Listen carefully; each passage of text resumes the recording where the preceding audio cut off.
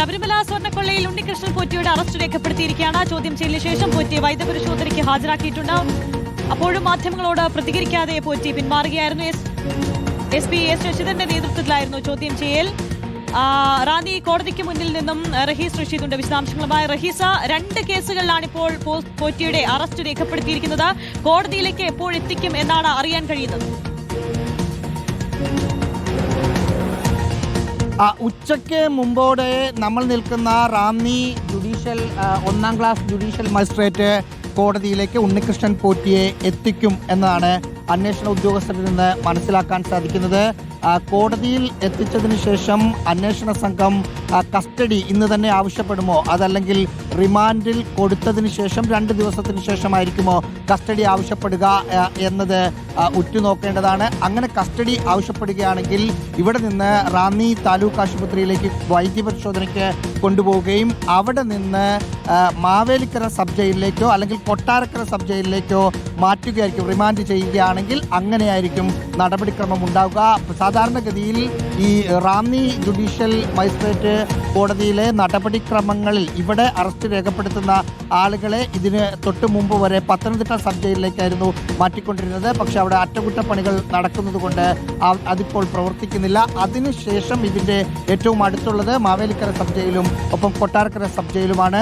അങ്ങോട്ടേക്കായിരിക്കും arrest രേഖപ്പെടുത്തി റിമാൻഡിലാക്കുകയാണെങ്കിൽ മാറ്റുക. അതല്ല, ആദ്യ ദിവസം തന്നെ കസ്റ്റഡി അപേക്ഷ നൽകി കസ്റ്റഡിയിൽ കൂടുതൽ തെളിവെടുപ്പുകളും മറ്റും എടുക്കേണ്ടതുണ്ട്. TV പ്രസാദ് ഉണ്ട് വിശദാംശങ്ങളുമായി. പ്രസാദ്, ഏറ്റവും നിർണായകമായ മൊഴി വരുന്നത് ഈ സ്വർണം വീതിച്ചു നൽകി ഗൂഢാലോചന ഉദ്യോഗസ്ഥർക്ക് പങ്ക് എന്നതിന് പുറമെ സ്വർണം ഉദ്യോഗസ്ഥർക്ക് വീതിച്ചു നൽകിയെന്ന ഉണ്ണികൃഷ്ണൻ പോറ്റിയുടെ നിർണായക മൊഴി പുറത്തുവരികയാണ്. ഉദ്യോഗസ്ഥർ ഗൂഢാലോചനയുടെ ഭാഗമായെന്നും മൊഴി കൽപേഷ് വന്നതും ഈ ഗൂഢാലോചനയുടെ ഭാഗമായെന്നാണ്.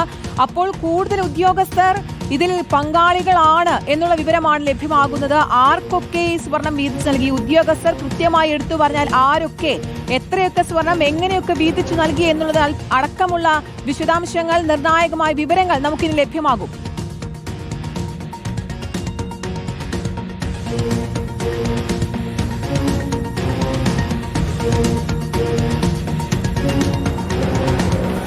സ്വർണം ഉദ്യോഗസ്ഥർക്ക് വീതിച്ചു നൽകിയെന്നുള്ള വിവരമാണ് ഇപ്പോൾ പുറത്തുവരുന്നത്. ഈ ഗൂഢാലോചനയിൽ ഉദ്യോഗസ്ഥർക്കുള്ള പങ്ക് അത് വ്യക്തമാവുകയാണ്. വൻ ആസൂത്രണം, വൻ ഗൂഢാലോചന ഈ സ്വർണ്ണ മോഷണത്തിന് പിന്നിൽ ഉണ്ട് എന്നുള്ളതിന്റെ കൃത്യമായ തെളിവുകളാണ് ഇപ്പോൾ ഉണ്ണികൃഷ്ണൻ പോറ്റിയുടെ മൊഴിയിൽ നിന്ന് നമുക്ക് ലഭ്യമാകുന്നത്. ഇനി ഇത് ആർക്കൊക്കെ ഈ സ്വർണം വീതിച്ചു നൽകി, എങ്ങനെ വീതിച്ചു നൽകി, ഇതിന് പിന്നിൽ നടന്ന കാര്യങ്ങൾ എന്തൊക്കെയാണ് തുടങ്ങിയ വിവരങ്ങൾ നമുക്ക് ലഭ്യമാവേണ്ടതുണ്ട്.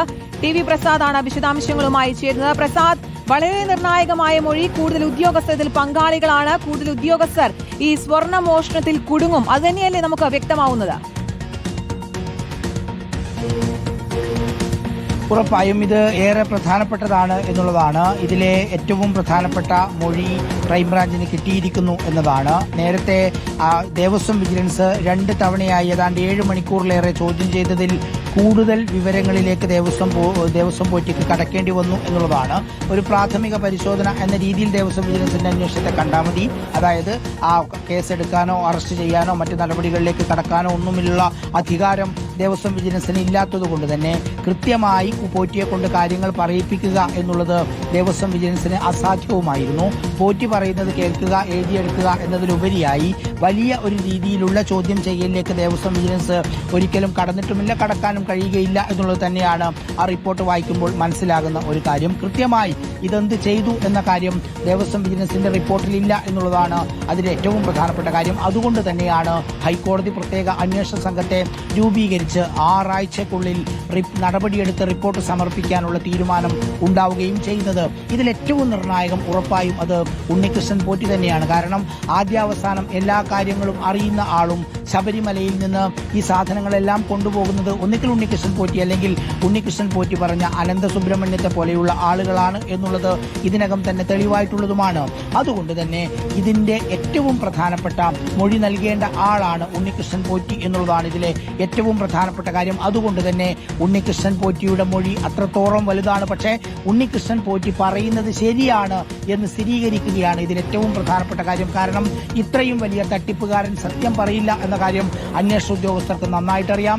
ഓരോ മൊഴികൾ പറയുമ്പോഴും അതിന് അനുസൃതമായ തെളിവുകൾ കൂടി ഹാജരാക്കുന്ന സമയത്ത് പോറ്റിക്ക് കൃത്യമായ വിവരങ്ങളിലേക്ക് കടക്കേണ്ടതായും വരും. ഇന്നലെ രാത്രി മുതൽ ഇന്നലെ ഉച്ച മുതൽ അതാണ് നടന്നുകൊണ്ടിരിക്കുന്നത് എന്നുള്ളതാണ് നമുക്ക് മനസ്സിലാക്കാൻ കഴിയുന്നത്. എന്തായാലും പോറ്റി ഇതിൽ നിർണായകമാണ്. ഇനി കടക്കാനുള്ളത് ദേവസ്വം ബോർഡിന്റെ മുൻ പ്രസിഡന്റ്, മുൻ അംഗങ്ങൾ, ഏറ്റവും പ്രധാനപ്പെട്ട മുരാരി ബാബു അടക്കമുള്ള ഉദ്യോഗസ്ഥരിലേക്കാണ്, മുൻ ദേവസ്വം തിരുവാഭരണം കമ്മീഷണറിലേക്കാണ്, ദേവസ്വം കമ്മീഷണറിലേക്കാണ്.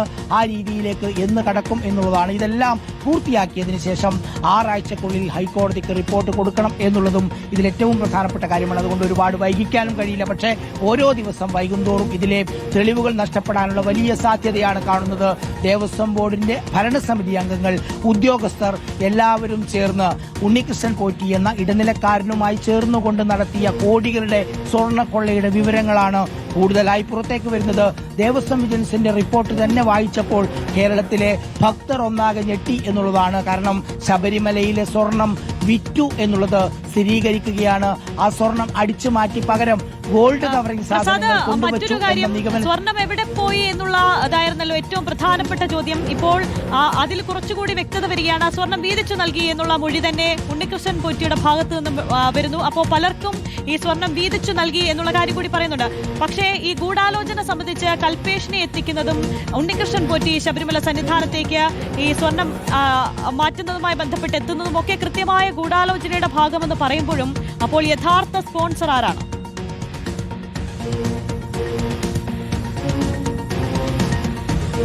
ആര്യ, അതിൽ ഏറ്റവും പ്രധാനപ്പെട്ടത് ഈ സ്വർണം എന്ത് ചെയ്തു എന്നുള്ളതാണ്. സ്വർണം എന്ത് ചെയ്തു എന്ന് ചോദിക്കുമ്പോഴാണ് അതിലേറ്റവും പ്രധാനപ്പെട്ട മൊഴിയായി അത് ഉദ്യോഗസ്ഥർക്ക് വീതിച്ച് നൽകി എന്ന മൊഴി ഉണ്ണികൃഷ്ണൻ പോറ്റിയുടെ ഭാഗമായി ഉണ്ടായിരിക്കുന്നത്. ഈ സംഭവത്തിൽ ഏറ്റവും പ്രധാനപ്പെട്ടതാണ് ഇതുവരെയും ചെമ്പ് എന്ന് മാത്രം റെക്കോർഡിൽ എഴുതാൻ അല്ലെങ്കിൽ മഹസറ എഴുതുന്ന സമയത്ത് എഴുതാൻ ജാഗ്രത കാണിച്ച ഉദ്യോഗസ്ഥർക്ക് ആ ചെമ്പിന്റെ പുറത്ത് പൊതിഞ്ഞിരുന്ന സ്വർണത്തിന്റെ ഒരു ഭാഗം ഒരു വിഹിതമായി കിട്ടി എന്നുള്ള വിവരം ഉണ്ണികൃഷ്ണൻ പോറ്റി പറയുന്നു. ഇനി തീർന്നില്ല ആര്യ, ഉദ്യോഗസ്ഥർക്ക് മാത്രമാണ് കിട്ടിയത്. ആർക്കൊക്കെ എത്ര കിട്ടി, ദേവസ്വം ബോർഡ് അംഗങ്ങൾക്ക് ഇതിൽ നിന്ന് ഉണ്ടായ ലാഭമെന്ത്, അതിലേക്കാണ് പ്രധാനമായും ഇനി അന്വേഷണം നീങ്ങേണ്ടത്. ആ രീതിയിലേക്ക് പ്രത്യേക അന്വേഷണ സംഘത്തിന് പോകാൻ കഴിയുമോ എന്നുള്ളതാണ്. ശബരിമലയിൽ നടത്തിയ ഓരോ കാര്യങ്ങളും ഈ അന്വേഷണത്തിലൂടെ പുറത്തു വരുമോ എന്നുള്ളതാണ് ഉയരുന്ന ഏറ്റവും പ്രധാനപ്പെട്ട ചോദ്യം. കാരണം മാറിയ സർക്കാരല്ല, ഇപ്പോഴും അതേ സർക്കാർ സംവിധാനത്തിന്റെ ഭാഗമായാണ് ആളുകൾ ഇരിക്കുന്നത്, അതേ മുഖ്യമന്ത്രിയാണ് ഇരിക്കുന്നത്, ആ ഭരണ സംവിധാനമാണ് ഇപ്പോഴും നിലവിലുള്ളത്. അതുകൊണ്ട് തന്നെ കൂടുതൽ അന്വേഷണത്തിലേക്ക് എത്രത്തോളം കടക്കാൻ കഴിയും എന്നുള്ളത് തന്നെയാണ് ഉയരുന്ന ഏറ്റവും പ്രധാനപ്പെട്ട ചോദ്യം. ഇത് ഉദ്യോഗസ്ഥർക്ക് വീതിച്ച് നൽകിയിട്ടുണ്ടെങ്കിൽ ദേവസ്വം ബോർഡ് അന്നത്തെ പ്രസിഡന്റിനും ദേവസ്വം ബോർഡ് അംഗങ്ങൾക്കും എന്താണ് ലാഭം കിട്ടിയത് എന്നുള്ളത് ഇതിലേറ്റവും പ്രധാനപ്പെട്ടതാണ്. മാത്രമല്ല ഇതുമായി ബന്ധപ്പെട്ട് വേറെ ആർക്കെങ്കിലും കൂടി ലാഭമുണ്ടായിരുന്നോ എന്നുള്ളതാണ്. തിരുവിതാംകൂർ ദേവസ്വം ബോർഡിന്റെ അന്നത്തെ പ്രസിഡന്റും അംഗങ്ങളും ഉദ്യോഗസ്ഥരും മാത്രം ചേർന്നാണോ ഇത് നടത്തിയത് എന്നുള്ളതാണ്. എന്തുകൊണ്ടാണ് അന്നത്തെ ദേവസ്വം മന്ത്രി ഇതൊന്നും അറിയാതിരുന്നത് എന്ന ചോദ്യമുണ്ട്. ഉറപ്പായും ഒരുപക്ഷെ ദേവസ്വം ബോർഡിന്റെ പ്രസിഡന്റ് ഇനിയിപ്പോൾ മന്ത്രിക്കെതിരെ ഒരു മൊഴി നൽകുകയാണെങ്കിൽ മന്ത്രിയെ ചോദ്യം ചെയ്യാൻ ഇന്നത്തെ പ്രത്യേക അന്വേഷണ സംഘത്തിന്, അന്നത്തെ മന്ത്രിയെ ചോദ്യം ചെയ്യാൻ ഇന്നത്തെ പ്രത്യേക അന്വേഷണ സംഘത്തിന് കഴിയുമോ എന്നുള്ളതാണ്. സ്വാഭാവികമായി ദേവസ്വം മന്ത്രി എന്ന നിലയിൽ പ്രത്യേക അന്വേഷണ സംഘം മൊഴിയെടുക്കേണ്ടി വരും. കാരണം ആ മന്ത്രിയുടെ നേതൃത്വത്തിലാണ്, ആ മന്ത്രിയുടെ കീഴിലാണ് ഏറ്റവും പ്രധാനപ്പെട്ട തിരുവിതാംകൂർ ദേവസ്വം ബോർഡ് ഇരിക്കുന്നത്. ആ ദേവസ്വം ബോർഡിന്റെ പ്രസിഡന്റും അംഗങ്ങളും പ്രതികളായ സാഹചര്യം നിലവിലുണ്ട്. അന്നത്തെ ദേവസ്വം മന്ത്രി കടകംപള്ളി സുരേന്ദ്രനാണ്, ഇന്ന് MLA ആണ്.